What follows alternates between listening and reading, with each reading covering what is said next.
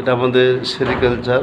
এই যে দেখছেন এটা পলু পোকার ঘর, পলু পোকার ঘর।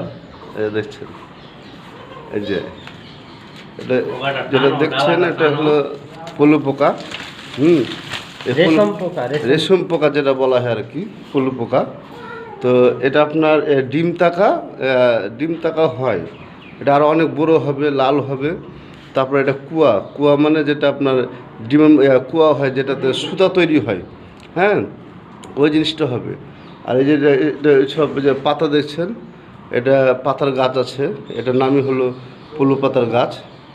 হ্যাঁ, এটা আপনার দীর্ঘদিন মানে এটা অনেক বছর থাকা এই রেশম আছে, রেশম কুয়াটা এটা চালু আছে। তবে বিশেষ করে আমাদের বাংলাদেশে অনেক জায়গায় সেরিকালচার আছে। হ্যাঁ, আশা করি সবাই বুঝতে পারছেন।